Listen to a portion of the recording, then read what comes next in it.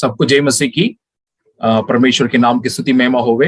एक और बार हम परमेश्वर के वचन को हम पढ़ने के लिए, अध्ययन करने के लिए परमेश्वर ने एक सुंदर मौका हमें दिया है। उसके लिए मैं परमेश्वर को मैं धन्यवाद देता हूँ। आइए हम प्रार्थना करें ताकि परमेश्वर आज भी अपने वचन के जरिए हमसे बातचीत करने पाए। अनुग्रहकारी पिता, आपको धन्यवाद देते हुए इस संध्या के समय में एक और बार हम तेरे चरणों तले चले आते हैं। हम प्रभु हम प्रार्थना करते हैं कि प्रभु आप अपने वचन के जरिए आप हमसे बातचीत कीजिए प्रभु, और वचन को समझने के लिए प्रभु हमें आप उस मन को दीजिए, और प्रभु उस वचन के अनुसार चलने के लिए हमें आप अनुग्रह कीजिए। पवित्र आत्मा के नियंत्रण में इस पूरे समय को सौंपते हैं। प्रभु यीशु मसीह के नाम से प्रार्थना मांगते हैं पिता, आमीन आमीन। एक और बार प्रभु यीशु मसीह के मधुर नाम से सबों का मैं स्वागत करता हूं, और मैं विश्वास करता हूं कि परमेश्वर आप सबों को भले चंगे रखे हैं। लगातार इस बाइबल अध्ययन में आप भाग लेने के लिए मैं परमेश्वर को धन्यवाद देता हूं। परमेश्वर आपसे बातें करें, और हम यूहन्ना रचित सुसमाचार की किताब को हम लगातार हम अध्ययन कर रहे हैं। कई प्रकार के सच्चाई को, महत्वपूर्ण विषयों को सीखने के लिए परमेश्वर ने हमें सहायता किया है। और खास तौर से मैं ये कहूंगा, ये एक चेलापन या एक शिष्यत्व की ओर ये अध्ययन है, ताकि हम और परमेश्वर को हम जान सके, और परमेश्वर के करीब हम आ सके, और परमेश्वर के वचन के जानकारी के द्वारा हमारे जीवन को बिता सके, और एक सच्चे और सही चेले हम प्रभु यीशु मसीह के लिए हम ठहर सके। हालेलुया। और परमेश्वर वचन का आशीष हम सबको देने पाए। और आज हम यूहन्ना रचित सुसमाचार उसका 9 अध्याय का हम अध्ययन करेंगे। और जैसे जिस प्रकार हम करते आ रहे हैं, एक एक अध्याय को हम एक एक शीर्षक के तले हम अध्ययन कर रहे हैं, ताकि उस पूरे अध्याय के सच्चाई को हम सही तौर से हम समझ सके। तो आज मैं इस अध्याय को शुरू करने के लिए यूहन्ना उसका 9 अध्याय और उसका 3रा वचन को मैं पढ़ने जा रहा हूं। हिंदी में इसको मैं पढ़ रहा हूं। यूहन्ना रचित सुसमाचार 9 अध्याय और उसका 3रा वचन। यीशु ने उत्तर दिया, न तो इसने पाप किया था, न इसके माता पिता ने, परंतु यह इसलिए हुआ कि परमेश्वर के काम उसमें प्रकट हों। तो मैं इस शीर्षक के तले आज के अध्ययन को मैं आगे ले चलने के लिए चाहता हूं। परमेश्वर के काम आप में प्रकट हो। God's works might be revealed in you। यहां इस अध्याय में एक व्यक्ति के जीवन को यहां पे दर्शाया गया है। ये किस प्रकार का व्यक्ति था? जो जन्म से जो अंधा था। अगर आप शुरुआत के वचन को अगर आप पढ़ेंगे, उस वचन को मैं पढ़ रहा हूं। जाते हुए उसने एक मनुष्य को देखा जो जन्म से अंधा था। यहां जन्म से एक अंधे व्यक्ति को यहां पे आप देख रहे हैं, जो यीशु मसीह के साथ जिसका मुलाकात हो रहा है, और उसके जीवन में प्रभु यीशु मसीह ने जो आश्चर्य कर्म किया, जो चमत्कार किया, उसे आप यहां देख सकते हैं।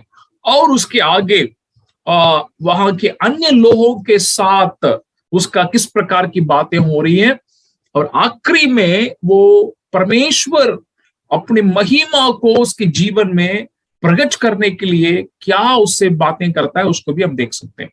यहाँ इस पूरे अध्याय में से खास तौर से मैं पहले 2 बातों को आपके सामने में रखने के लिए चाहता हूं। जैसे इस शीर्षक यहाँ पे आप देख रहे हैं, ये परमेश्वर का उद्देश्य है कि हर विश्वासी के द्वारा या हर चेले के द्वारा परमेश्वर का काम प्रकट होना। हालेलुया।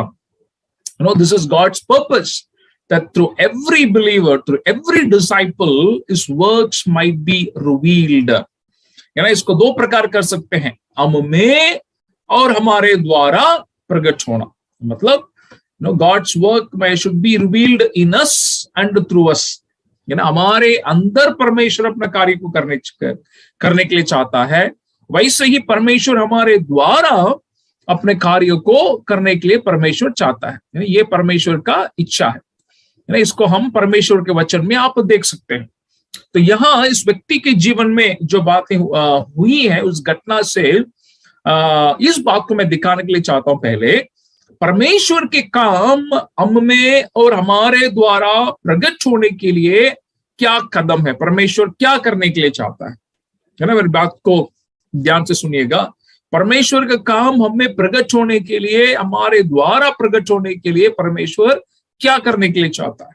दूसरा, इस यात्रा के दरमियान या परमेश्वर के कार्य हम में और हमारे द्वारा प्रकट होने के इस प्रणाली के दरमियान कुछ चुनौतियां या कुछ बाधाएं भी आती हैं, उससे भी मैं इस व्यक्ति के जीवन से मैं दिखाने के लिए चाहता हूं, और उससे हम किस प्रकार पार करें उसको भी मैं दिखाने के लिए चाहता हूं। हालेलुया, परमेश्वर हमें सहायता करे।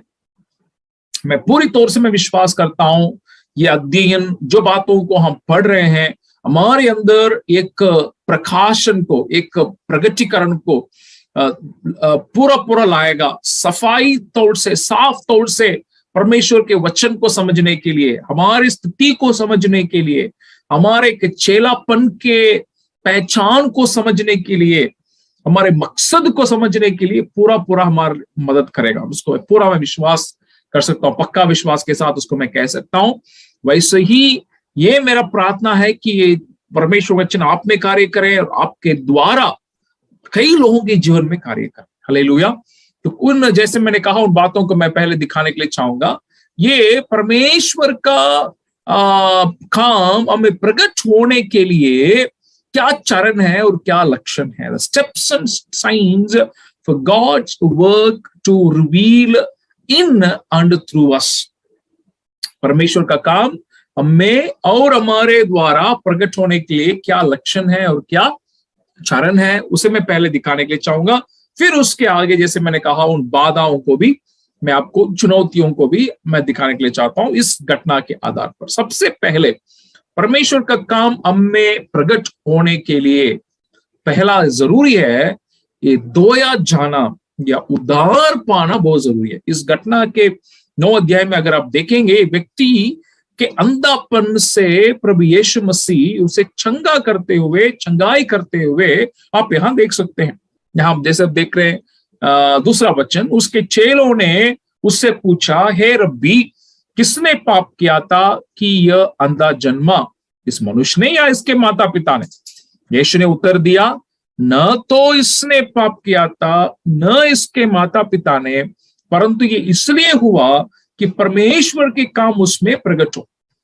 उसका मकसद को परमेश्वर यीशु मसीह कहते हैं। कह के फिर आगे आप देखिएगा क्या हुआ, 4 पद को देखिएगा, जिसने मुझे भेजा है हमें उसके काम दिन ही दिन में करना अवश्य है। वो रात आने वाली है जिसमें कोई काम नहीं कर सकता। जब तक मैं जगत में हूं तब तक जगत की ज्योति हूं। यह कहकर उसने भूमि पर थूका और उस थूक से मिट्टी सानी, और वो मिट्टी उस अंधे की आंखों पर लगाकर उसने कहा, जा शीलो के कुंड में धो ले। उसने जाकर धोया और देखता हुआ लौट आया। हालेलुया। अब यहाँ क्या देख सकते हैं, उस व्यक्ति के अंधापन को प्रभु यीशु मसीह दूर करते हुए आप देख सकते हैं। प्रभु उसके अंधापन को कैसे दूर कर रहा है, उसकी आंखों को उसे धोने के लिए प्रभु एक बात को कहता है। ये किस विषय को ये दर्शाता है? ये ना केवल ये एक शारीरिक अंधापन, एक आत्मिक अंधापन को ये दर्शाता है ना।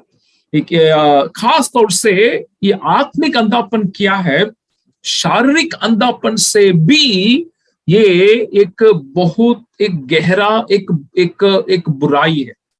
क्या? आत्मिक अंधापन है ना। ये व्यक्ति के शारीरिक अंधापन को दूर करने के लिए प्रभु क्या कर रहा है, उसको धोने के लिए प्रभु कहता है। उसी प्रकार आप और मेरे आत्मिक अंधापन को दूर करने के लिए प्रभु ने क्या किया है, उस क्रूस पर अपने लहू को उसने बहाया। और वचन कहता है, जो कोई प्रभु यीशु मसीह के लहू के द्वारा धोया गया है वह उद्धार पाता है, उद्धार पाया है। हालेलुया। इसका मतलब सबसे पहले क्या है, being washed in the blood of Jesus. प्रभु यीशु मसीह के लहू के द्वारा हमारा पाप धोया जाना जरूरी है। परमेश्वर के काम में प्रकट होने के लिए सबसे पहले ये बहुत जरूरी है ना। तब क्या होगा, परमेश्वर का महिमा, परमेश्वर का कार्य आपके द्वारा, मेरे द्वारा प्रकट होने का संभावना है ना। ये जैसे मैंने कहा, ये आत्मिक अंधापन है ना, बहुत गहरी एक बुराई है शारीरिक अंधापन से। यहाँ मैं एक घटना को या एक गवाही को मैं बताने के लिए चाहता हूं ताकि इसकी गहराई को हम समझ सके। फैनी क्रॉस्बी नामक एक कवि है ना थी, जिन्होंने कई प्रकार के कविताओं को उन्होंने लिखा है। जैसे आप जो इंग्लिश में, अंग्रेज में बहुत प्रकार के गीत हैं, जैसे कि blessed assurance, Jesus is mine, है ना। उस प्रकार के कई कविताओं को, गीतों को उन्होंने रचाया है। ये कहा जाता है कि लगभग 3000 से भी ऊपर मसीही गीतों को, सुसमाचार के गीतों को फैनी क्रॉस्बी ने रचाया है। लेकिन वे क्या है, वे पूरी तौर से वो अंधी थी, वो देख नहीं सकती थी, है ना। वो पूरी तौर से दोनों आंखें उनके अंधे थे, वो देख नहीं पाती थी, ये फैनी क्रॉस्बी। और उन्होंने प्रभु की महिमा के लिए, सुसमाचार के बारे में हजारों गीत है। यहां तक ये कहा जाता है कि संसार में सबसे ज्यादा मसीही गीतों को रचाने वाली फैनी क्रॉस्बी करके कहते हैं। उनसे एक बार इस प्रकार पूछा गया, क्या पूछा गया था कि आप जो प्रभु यीशु मसीह के बारे में, उनके किए गए चमत्कारों के बारे में, सुसमाचार के बारे में आप इतने हजारों संख्या में आप गीत आपने रचाया है, प्रभु के बारे में आपने गाया है, लेकिन प्रभु आपके अंधापन को दूर नहीं किया करके उनसे सवाल किया गया। क्या आपको इसके बारे में कभी दुख नहीं लगा कि आप प्रभु के चमत्कार के बारे में इतने गीत संगीत आप लिखे हैं, और लेकिन प्रभु ने आपके अंधापन को दूर नहीं किया? तो मालूम है आपको फैनी क्रॉस्बी ने क्या कहा? उन्होंने ये कहा, मैं अपने को धन्य समझती हूँ। Fanny Crosby said, I consider myself as a blessed person, as a blessed woman. उन्हें क्यों कहा मालूम है? फैनी क्रॉस्बी, जैसे मैंने कहा, वो पहले ही उद्धार पा चुकी थी। उनकी शारीरिक आंखें बंद होने के बावजूद आत्मिक आंखें उनकी खुली थी। आत्मिक आंखों में रोशनी उनके अंदर पाया गया, कारण प्रभु यीशु मसीह के द्वारा। और उन्होंने ये कहा, क्या कहा था? मैं अपने को धन्य समझती हूं। कारण क्या है? इसका कारण ये है, उन्होंने कहा, जब मैं उस स्वर्ग में जब मैं जाऊंगी और वहां में जाने के बाद मेरी आंखें तब वहां जब खुलेगी, जब मैं स्वर्ग में जाने के बाद जब मेरी आंखें जब खुलेगी, तब मैं पहला चेहरा, जिस पहले चेहरे को मैं जो देखूंगी, वह मेरा उद्धारकर्ता का चेहरा होगा। हालेलुया। फैनी क्रॉस्बी ने ही कहा, जब मैं वहां जाऊंगी और मेरी आंखें जब खुलेगी, सबसे पहले मेरी आंखें जो चेहरे को जो देखेगा, वो मेरा उद्धारकर्ता का चेहरा। इसलिए मैं अपने को धन्य समझती हूँ। हालेलुया। इसको मैं क्यों कहता हूं? ये हम यहाँ शारीरिक अंधापन को सिर्फ नहीं, खास तौर से यहाँ सच्चाई क्या है? आत्मिक अंधापन है ना। ये आत्मिक अंधापन क्या है? अपने पापों में ही रहना, उद्धारकर्ता प्रभु यीशु मसीह को नहीं जानना, या प्रभु को जानने के बाद भी अपने को उस उद्धार के लिए नहीं सौंपना, या उद्धार के जीवन में आने के बाद भी उस पुराने जीवन में, पुरानी बातों में चले जाना, ये आत्मिक अंधापन है। इससे दूर करने के लिए प्रभु ने क्या किया है? सबसे पहले हमें अपने पापों से हमें क्षमा किया है, अपने लहू के द्वारा हमें धोकर, हमें शुद्ध करके हमें उद्धार उसने दिया है। हालेलुया। यानी ये उद्धार के द्वारा परमेश्वर के काम हम में प्रकट होता है। हालेलुया। ये सबसे पहले विषय, इसको हमें नहीं भूलना है। सबसे पहले यही है ना। और दूसरा क्या है? परमेश्वर के काम हम में प्रकट होने के लिए, उसके पहले उस उद्धार के लिए परमेश्वर को आप कितना धन्यवाद देते हैं। है ना, प्रतिदिन भजन संगीता का लेखक सबसे ज्यादा दाऊद इस प्रकार कहता है, प्रभु मैं उस आपके किए हुए उद्धार के प्रतिफल में क्या करूं।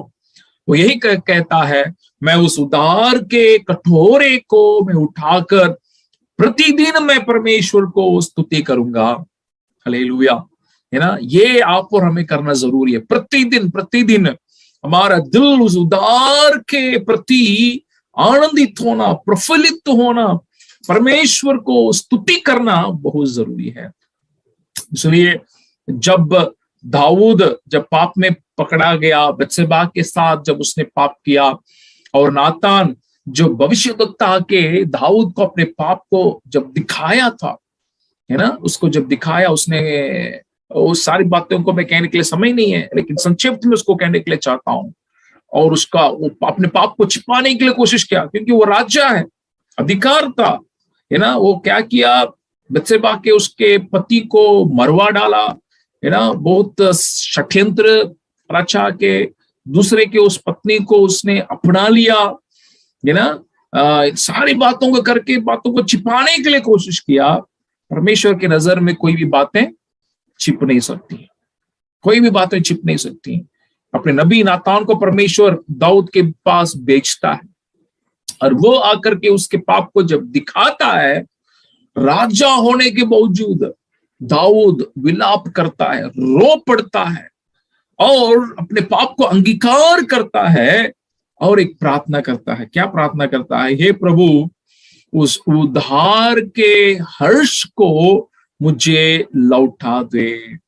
हालेलुया। क्या प्रार्थना करता है? उस उद्धार के आनंद को, उस उद्धार के हर्ष को मुझे लौटा दे। मैं वहां इस एक बात को मैं सोचता हूं मेरे प्रियो, एक राजा होने के कारण दाऊद आनंदित होने के लिए कई एक बातें उसके लिए तुरंत उसके उपलब्धि में पाई जाते होंगे। राजा के लिए क्या तकलीफ, लेकिन सारे बातों से बढ़कर दाऊद क्या समझता है, इस सच्चाई को जानता है, एक सच्चा हर्ष, एक सही आनंद सिर्फ उद्धार के द्वारा ही मिल सकता है। इसलिए वो कहता है, उस उद्धार के हर्ष को मुझे लौटा दे। वो कहता है, मेरे अंदर मुझे शुद्ध कर दे, मेरे दिल को शुद्ध कर दे, मेरे अंदर स्थिर आत्मा को पैदा कर दे, उद्धार के अर्श को लौटा दे, और अपने पवित्र आत्मा को मुझसे न हटा दे। हालेलुया। दाऊद का प्रार्थना था मेरे प्रियो। इसका मतलब क्या है? ये उद्धार सबसे महत्वपूर्ण है जो प्रभु यीशु मसीह के द्वारा आप और हमें मिला है ना। परमेश्वर का काम उसी के द्वारा प्रकट होता है सबसे पहले। परमेश्वर के उस उद्धार के लिए परमेश्वर को स्तुति महिमा होवे, है ना। हम जो परमेश्वर को नहीं जानते थे, हमें उसके ना केवल जानने के लिए इस महत्वपूर्ण उद्धार को हम पाने के लिए उसने हमें सहायता किया है। हालेलुया। दूसरा विषय क्या है, दूसरा चरण क्या है, उसको मैं दिखाने के लिए चाहता हूं। विटनेस या अंगीकार करना। अभी उस व्यक्ति के जीवन को भी देखिएगा। पहले प्रभु यीशु मसीह के द्वारा उसके अंधापन दूर हुआ है ना, वो धोया गया, अंधापन दूर हुआ। अभी वो क्या करता है? अगर आप 25 वचन से अगर आप देखिएगा, ये कहता है, उसने उत्तर दिया, बहुत सुंदर वचन है, मैं नहीं जानता कि वो पापी है या नहीं, मैं एक बात जानता हूं कि मैं अंधा था और अब देखता हूं। कहता है क्या है? अपने स्थिति के बारे में कहता है, मैं अंधा था अब मैं देखता हूं। मैं समझता हूं ये बहुत ही सरल और सीधा, एक साफ संक्षिप्त गवाही यही है ना। कोई अगर कहते हैं, भैया पास्टर हमको नहीं मालूम है कि हम गवाही दें, मैं कहूंगा बहुत ही सरल तरीके से संक्षिप्त रूप में ये गवाही देता है। क्या कहता है? मैं अंधा था अब मैं देखता हूं। तो आप कैसे आप गवाही देंगे? वैसे मैंने कहा, परमेश्वर का काम आप में से प्रकट होना है, हम उद्धार पाना है, हम उद्धार पा चुके हैं। अभी कैसे प्रकट होगा? उसकी हम गवाही देने के द्वारा, अंगीकार करने के द्वारा, साक्षी देने के द्वारा। अगर आप कहते हैं कि मुझे ये नहीं मालूम है, उसको कैसे दूं? ये बहुत सरल तरीके से वो कहते हैं, मैं अंधा था अब मैं देखता हूं। इसका मतलब क्या है?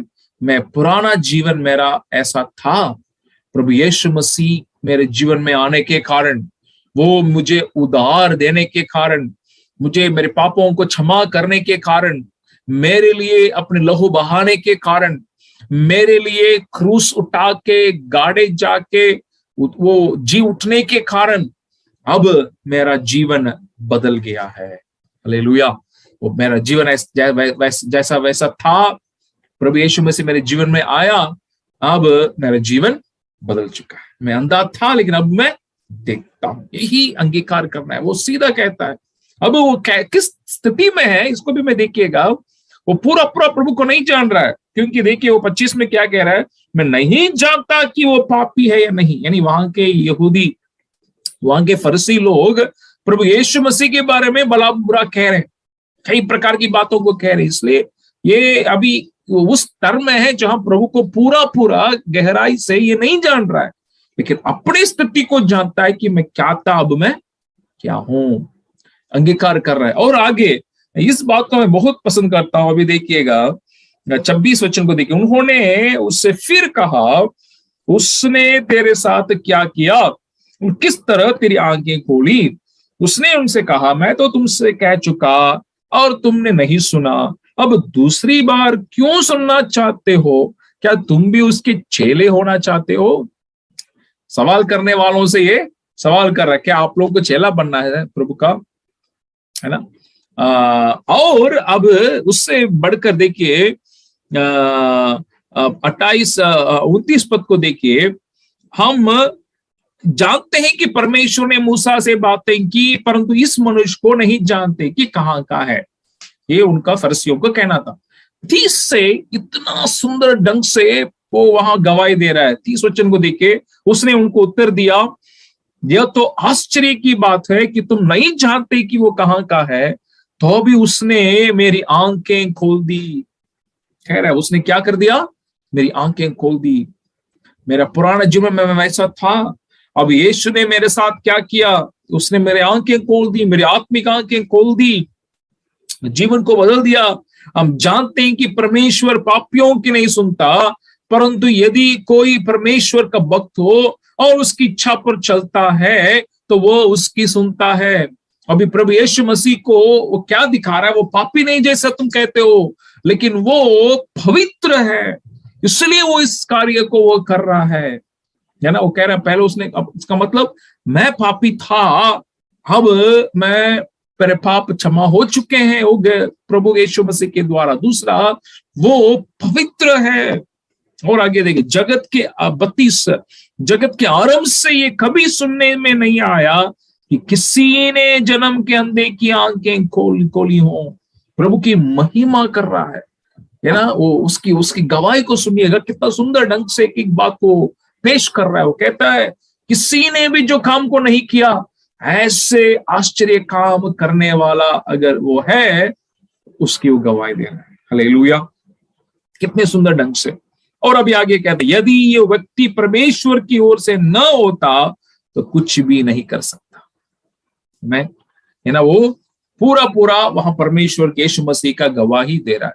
जैसे मैंने कहा, ये जैसे उसको स्थिति बदल गई, जैसे उसका अंधापन दूर किया गया, जैसे उसके जीवन में यीशु ने चमत्कार को किया, तुरंत ही उसकी परिस्थिति ऐसे उसको डाल दिया कि वो परमेश्वर का गवाही देने शुरू कर दिया। हालेलुया।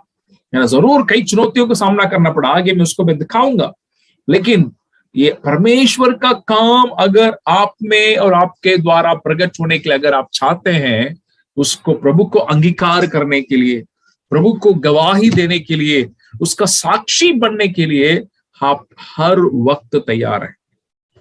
हालेलुया। प्रभु आपके जीवन में जो किया है, आपका जीवन पहले कैसा था, अब आप कैसे हो चुके हैं।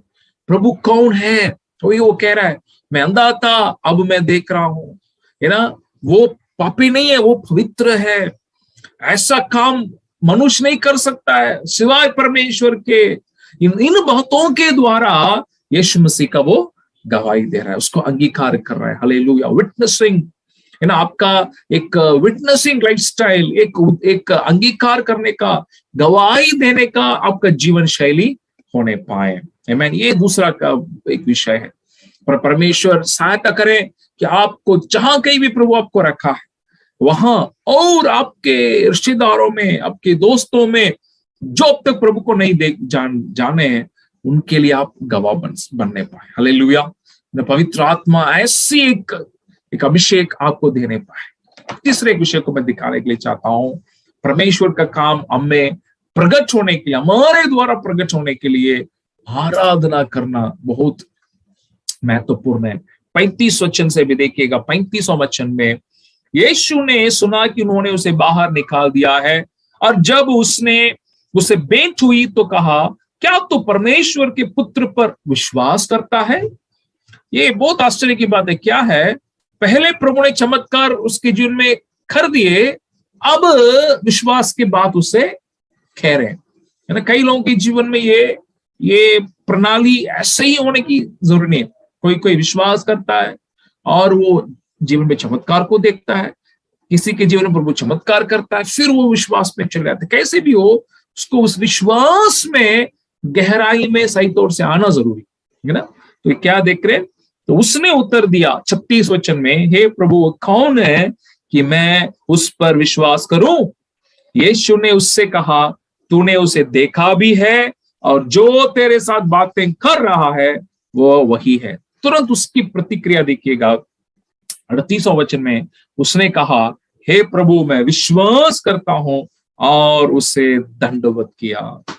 कहता है, Lord I believe, and he worshipped him. उसने आराधना किया, उसने दंडवत किया। मेरे प्रियो, परमेश्वर के काम आप में प्रकट होने के लिए प्रभु को और जानना जरूरी है। ये आराधना क्या है? आराधना सिर्फ गीत संगीत नहीं है। गीत संगीत को हम क्यों इस्तेमाल करते हैं? ताकि गीतों के द्वारा प्रभु को महिमा कर सके, प्रभु कौन है उसे हम जानकर उसको हम स्तुति कर सके। ये संगीत नहीं है, लेकिन ये सच्चाई है। इसलिए इसी सुसमाचार में हमने पहले ही इस बात को देखा था।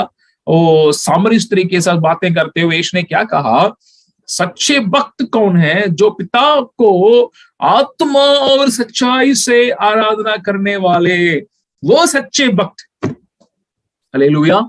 इसका मतलब क्या है? आराधना हमारे जीवन का एक महत्वपूर्ण हिस्सा है। व्यक्तिगत आराधना हो या सामूहिक आराधना हो, ये दोनों बहुत जरूरी है। हालेलुया। व्यक्तिगत आराधना और सामूहिक आराधना दोनों जरूरी है। और इस आराधना में खास विषय क्या है? और प्रभु को जानना और अपने को समर्पण करना। आराधना के ये दोनों विषय हैं। एक, और मैं प्रभु को जानूं, है ना, और जितना मैं उसे जानूं उतना मैं करीब पाऊं, जितना मैं उसे चाहूं उतना मैं आशीषित पाऊं। हालेलुया, है ना। वो आराधना में और उसे जानना और अपने को अर्पण करना, ये दोनों जरूरी है। ये आराधना है, और ये व्यक्तिगत रीति से भी और सामूहिक रीति से भी इसे हमें करने की जरूरत है, ताकि ये परमेश्वर का महिमा, परमेश्वर का काम आप में और आपके द्वारा कब प्रकट होता है? जब आप उद्धार पाते हैं, जब आपके पापे धोए जाते हैं, when you are washed, the sins are washed by the blood of Jesus. दूसरा, जब आप अंगीकार करते हैं, साक्षी बनते हैं, गवाह होते हैं, when you witness Jesus. तीसरा, जब आप उसकी आराधना करते हैं आत्मा और सच्चाई से, when you worship him. Hallelujah. जब आप उसकी आराधना करते हैं। मेरे प्रिय, मैं आपको कहने के लिए चाहता हूं, आराधना के द्वारा क्या होता है? आपके जीवन में भी आप छुटकारा पाते हैं, दूसरों के जीवन में भी छुटकारा लाने के आप साधन बन जाते हैं। हालेलुया। जब कभी आप निरुत्साहित जब हो जाते हैं या आपके अंदर कोई प्रकार का बंधन को महसूस करते हैं, मैं आपको कहने के लिए चाहता हूं, प्रभु को आराधना करें, है ना। कैसे आराधना करें? सिर्फ एक संगीत के माध्यम से नहीं। जो भी आप गीत गाते हैं, उन वचनों को, उन बातों को समझते हुए, मैं कहने के लिए चाहता हूं, मेरे व्यक्तिगत मेरा गवाह को मैं कहने के लिए चाहता हूं, जब कभी मैं परमेश्वर के वचन को मैं पढ़ता हूं, वचन के जो जानकारी या वचन का जो सच्चाई अपने आप मुझे आराधना करने के लिए उत्साहित करता है, अपने आप। है ना। इतनी सुंदर बातें परमेश्वर के बारे में मैं जानता हूं, वो सर्वशक्तिमान है। आराधना करने के लिए मेरे अंदर एक उत्साह चले आता है। मेरे प्रियो, आप जैसे मैंने कहा, आराधना आपके जीवन में भी छुटकारा लाता है, आपके दूसरों के जीवन में छुटकारा लाने का एक साधन आपको बना देता है। हालेलुया। आराधना में और उसे जाने और आपको समर्पण करें। तीनों इस कदम को ना भूलें इस अध्याय के अंदर, ताकि परमेश्वर का काम आप में और आपके द्वारा प्रकट होने पाए। हमें अभी मैं आखिरी एक विषय को मैं दिखा के जल्दी बंद करने के लिए चाहता हूं। इसके बीच में, जैसे मैंने शुरुआत में कहा, चुनौतियां, बाधाएं हमारे आत्मिक जीवन में, इस मसीह जीवन में जरूर आती है। इसे हमें देखना, इसके लिए अपने को तैयार करना बहुत बहुत जरूरी है। उन बातों को भी मैं दिखाने के लिए चाहता हूँ। चैलेंजेस ऑफ रिवाइलिंग, ये इंग्लिश में इस विषय को बहुत सुंदर ढंग से आप देख सकते हैं, क्योंकि है ना, God wants His work to be revealed through you, but you will also go through the challenge of being reviled. You know, इसका मतलब परमेश्वर अपना कार्य आप में और आपके द्वारा प्रकट करने के लिए चाहता है, लेकिन साथ में बुरा भला कहा जाने की चुनौती आपके सामने है, बाधाएं हैं। कैसे? 9 अध्याय का 28 पद को भी देखिएगा। 28 पद को मैं पढ़ रहा हूं।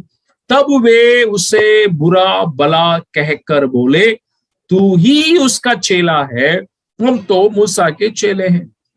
लोग क्या कह रहे हैं? तू यीशु का चेला करके जान के उसको बुरा भला कह रहे हैं।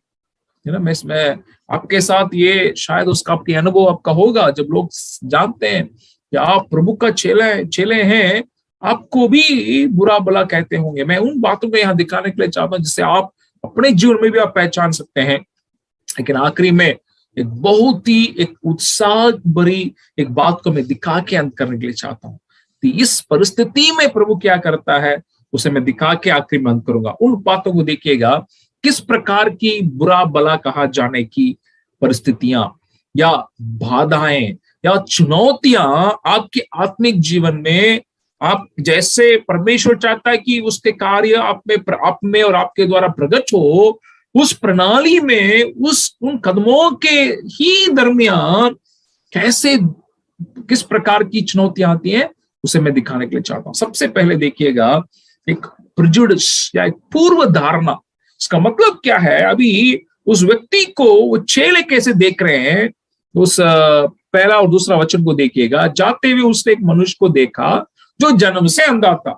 दूसरा वचन को भी देखिए, उसके चेलों ने उससे पूछा, हे रब्बी, किसने पाप किया था, ये अंधा जन्म, इस मनुष्य ने या इसके माता पिता ने? जैसे उस व्यक्ति को चेलों ने जब देखा, उनके मन में तुरंत क्या विचार आ रहा है? ये अंधा है, इसका मतलब इसने पाप किया है। इसने पाप किया, नहीं तो उसके माता पिता ने। वही सवाल वो कर रहे हैं। ये नहीं पूछ रहे प्रभु से कि प्रभु ये क्यों अंधा है, या प्रभु आप इसके अंधापन को क्या दूर करने के लिए चाहते हैं, ये विचार है। इसका मतलब चेले भी एक पूर्व धारणा के साथ ही उस व्यक्ति को देख रहे हैं। मेरे बात को आपको समझ रहे हैं ना? उस व्यक्ति को उसी प्रकार से वे देख रहे हैं। इसका मतलब क्या है? लोग जब आपको जब देखेंगे, आपके प्रति उनके मन में जो पहले से जो बातें बैठी हुई हैं, उसी विचार से ही आपको देखने का संभावना है ना। ये चुनौती को हम कई बार हम सामना करते हैं। कारण क्या है? कुछ बातें जो आपके प्रति उनके मन में बैठा हुआ है ना, वो खुद उनका अपना विचार हो सकता है, या नहीं तो आपके बारे में किसी और ने कुछ बुरा भला कहा हो उनसे, वे बातें उनके मन में आपके प्रति बैठे होंगे, है ना। इन बातों के कारण आपको पहले से ही जिस विचार आपके प्रति विखर चुके हैं, उसी विचार से आपको देखने का संभावना है। यहाँ चेले वो क्या देख रहे हैं? ये अंधा है, इसका मतलब इसने पाप किया ही है। आप प्रभु में आने के बाद, प्रभु में बढ़ने के बाद, आपके जीवन में जब कोई तकलीफ या कोई समस्या आने से लोग ये कहेगा, अरे ये तो यीशु यीशु कहता था, यीशु यीशु कहता था, आराधना करके जाता था, देखो उसके जीवन में क्या क्या हुआ है। है ना। मैं अभी भी एक घटना मुझे याद आती है, जरूर अभी भी मैं जब उसको सोचता हूँ, अब मैं उसको सोच के मैं हंसता हूँ, लेकिन उस समय जब मेरे साथ वो घटना घटा, वो उसको मैं उस समय में सह नहीं सका। मैं शुरू शुरू में जब मैं अपने जवानी में प्रभु में मैं आया था, मैं कॉलेज की पढ़ाई उस समय कर रहा था, मैं फर्स्ट ईयर कॉलेज में था। उसके पहले ही, उसके 1 साल के पहले, 1.5 साल के पहले मैंने प्रभु को ग्रहण किया था अपने जीवन में।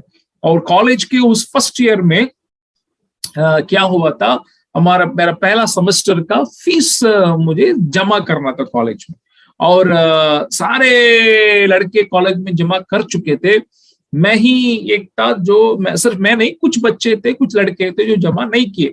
और एग्जाम के पहले, ठीक पहला एग्जाम आने के पहले, जो लड़के फीस जमा नहीं किए उन सबको प्रिंसिपल के रूप में बुलाया गया, कॉलेज के प्रिंसिपल के रूप में। और जब मैं गया, मैं सोचा बड़ा कॉलेज है तो कई बच्चे होंगे, कई लड़के होंगे, उनमें मैं भी ये करूंगा। लेकिन जब मैं वहां गया तभी मैंने देखा कि मुझे लेकर सिर्फ हम लोग 3 ही लोग, पूरे कॉलेज में ही बहुत हजारों संख्या में वहां बच्चे पढ़ते हैं, लड़के पढ़ते हैं, सिर्फ 3 जो सब फीस जमा नहीं किए। मेरा परिवार का स्थिति उस समय ऐसा था कि मेरा पिता मुझे उस फीस दे नहीं सके, इसलिए मैं वहां उस स्थिति में मैं पाया गया। और मैं प्रभु में था, प्रभु के लिए धूम दिखाता था, है ना, रोज आराधना करना, बाइबल पढ़ना। उस दिन की सुबह में भी मैं आराधना करके बाइबल पढ़ के ही मैं वहां चले आया और दूसरों को सुसमाचार सुनाता था, गांव गांव जाकर के सुसमाचार सुनाता था। आप समझ सकते हैं कि मेरी आत्मिक स्थिति उस समय क्या थी। लेकिन जब मैं उस प्रिंसिपल के सामने मैं जब खड़ा था, उन्होंने मेरे सीधे मुझे देखकर उन्होंने क्या कहा मालूम है? उन्होंने ये कहा, वो नहीं जानते कि मेरा स्थिति क्या है, मेरी आत्मिक स्थिति क्या है, कुछ नहीं जान रहे। सीधे वो मुझे देख करके ये कहने लगे, है ना, मुझे पक्का मालूम है कि तुम्हारा पिता, तुम्हारा बाप पप्पा तुमको पैसा दिए होंगे और तुम उस पैसे को लेकर के कोई लड़की के पीछे खर्च किया होगा या कुछ गलत चीजों में खर्च करके पूरा उड़ा दिया होगा और अभी आकर के यहाँ मेरे सामने खड़ा। प्रिंसिपल मुझे देख करके बोल रहा, और मेरे अंदर ही अंदर मैं रो रहा था कि प्रभु आप जानते हैं कि मैं कौन हूं, आप जानते हैं मेरी स्थिति क्या है, लेकिन ये मेरे बातों को नहीं समझ रहे हैं। उनका मन में क्या है? प्रिंसिपल के मन में पहले ही बात बैठी हुई है। क्या बैठी हुई है? जवान है तो ऐसे ही रहेगा। मैं क्यों इस बात को कह रहा हूं? आपके बातों को लोग नहीं जानने के कारण आपके प्रति इस प्रकार का विचार रखने का संभावना है, और वो एक ऐसी चुनौती बन सकती है जिससे आप निरुत्साह होने का संभावना है। लेकिन आप निरुत्साह ना हो। आखिर में इस बात को दिखाने के लिए मैं चाहता हूं प्रभु कैसा देखता है। लेकिन देखिए यहां यहीं पर देखिएगा, जैसे वो लोग कहते हैं कि इसका पाप है कि उसके माता पिता का, तुरंत यीशु का क्या कहना है 3रा वचन में? यीशु ने उत्तर दिया, न तो इससे पाप किया था, न इसके माता पिता ने, परंतु ये इसलिए हुआ कि परमेश्वर के काम उसमें प्रकट हो। हालेलुया। जब कभी कोई भी ऐसे निरुत्साह के लायक कोई भी चीजें कोई आपसे कहें, आपके प्रति बोलें, उस प्रकार की परिस्थितियां आए, आप एक बात को ना बोलें, जो भी मेरे जीवन में हो रहा है उसके द्वारा परमेश्वर की काम, परमेश्वर की महिमा प्रकट होगा। हालेलुया। मेरे प्रियो, आपकी जीवन में जो कुछ भी हो रहा है उसके द्वारा परमेश्वर का नाम की महिमा होगा। इसको ना भूलें।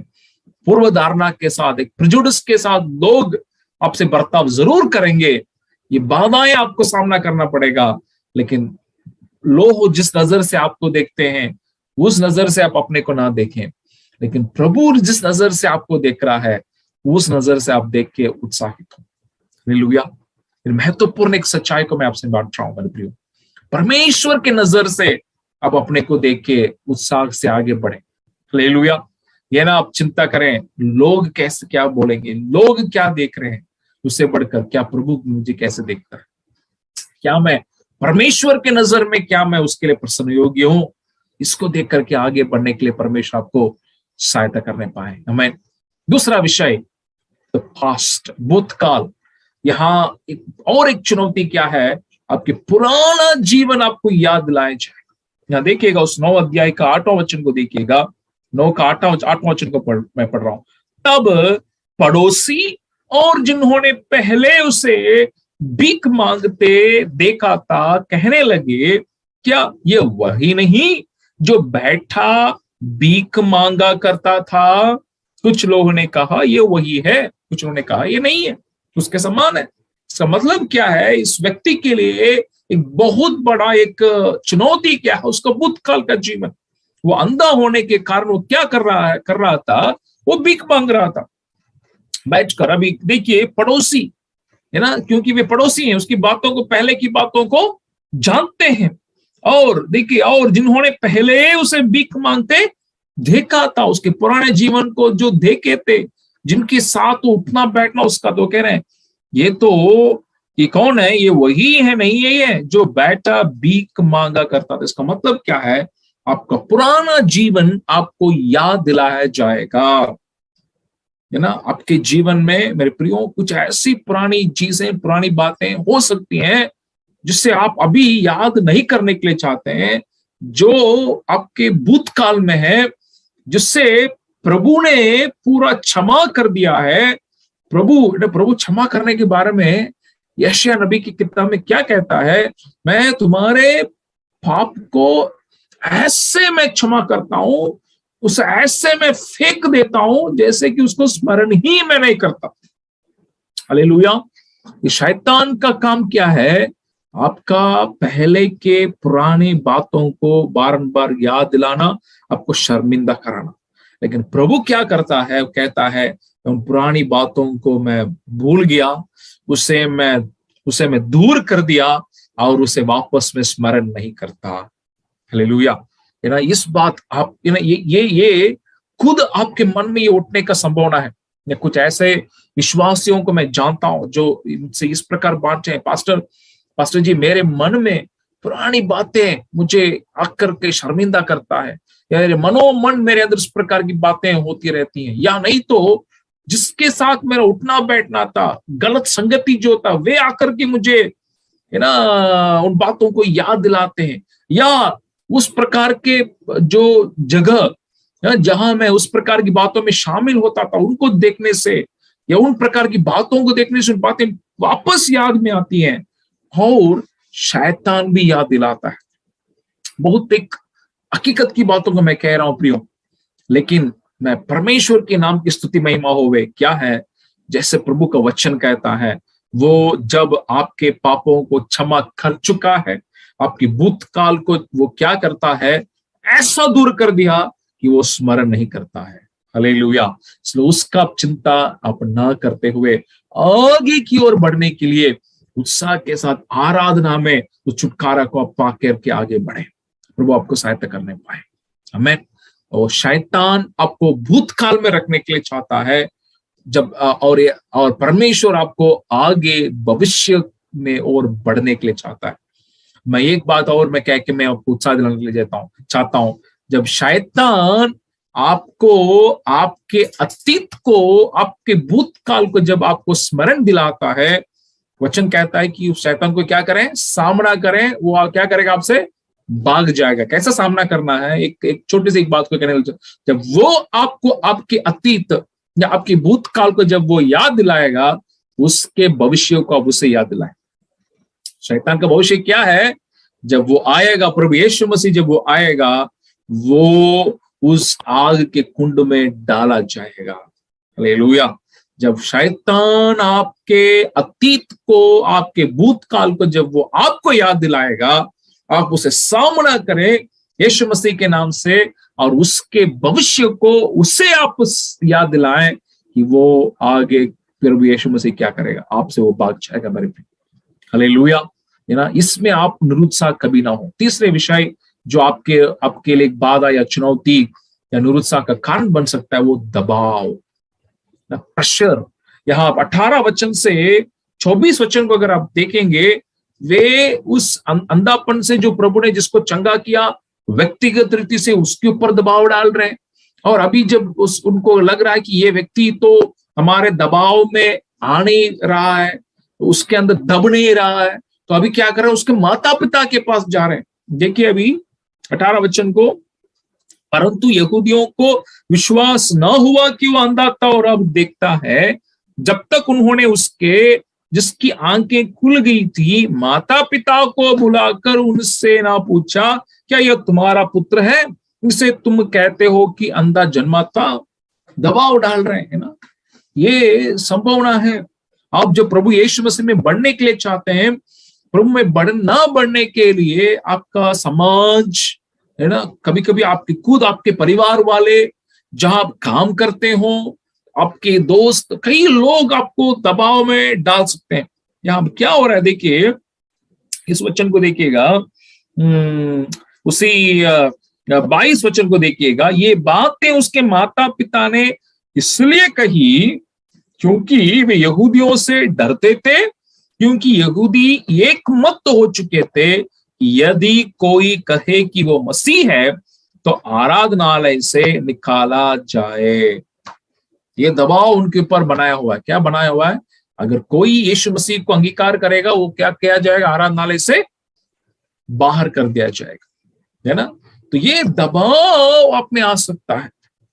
मैं जब शुरू में प्रभु में जब मैं आया, और इस कारण मेरे घर की एक गवाही है। मेरे उसी समय हमारा घर बना था, मकान बना था, और मेरे पिताजी ने ये कहा, अगर तुम प्रभु के रास्तों में चलोगे तब इस मकान को मैं तुम्हारा नाम नहीं करूंगा।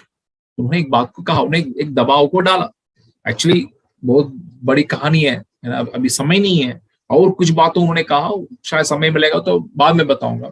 जब मकान की जब बात आई, मैंने उनसे सीधा एक बात को कहा कि पिताजी, आप मेरे लिए ये मकान जरूरी नहीं। मैंने उनसे ये कहा, मैं प्रभु पर विश्वास करने के कारण, प्रभु कहता है मैं जा रहा हूं और तुम्हारे लिए मैं जगह को मैं तैयार कर। हालेलुया।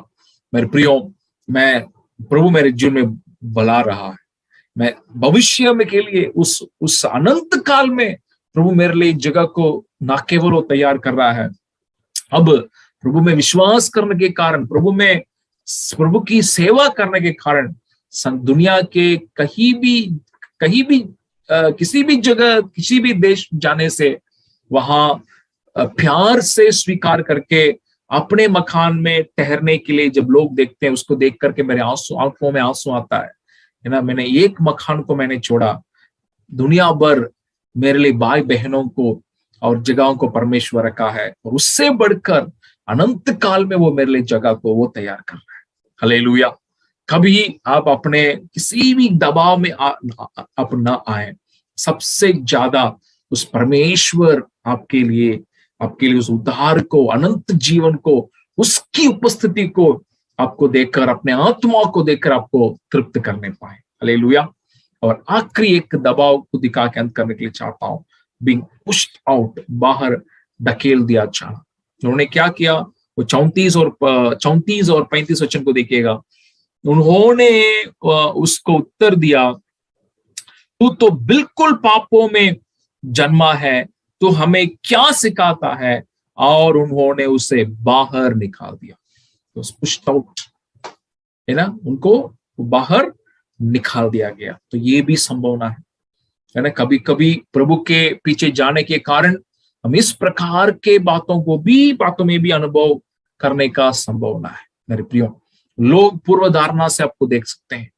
लोग पहले के विचार आपके प्रति जो लोग बनाए हुए हैं, या आपके भूतकाल को भी आपको स्मरण दिलाकर आपको निरुत्साह कर सकते हैं। खुद आप उस प्रकार विचार कर सकते हैं। शैतान ऐसे विचारों को ला सकता है, या लोग आपके ऊपर दबाव बना सकते हैं, या आपको बाहर ढकेल देने के बातों आपके साथ हो सकती है। लेकिन एक बात को मैं कह के अंत करूंगा। 35 वचन को देखिएगा। हिंदी में उतना साफ नहीं है, लेकिन फिर भी उसको बताने के लिए मैं कोशिश करूंगा। यीशु ने सुना कि उन्होंने उसे बाहर निकाल दिया है, और जब उससे भेंट हुई तो कहा, क्या तो परमेश्वर के पुत्र पर विश्वास करता है?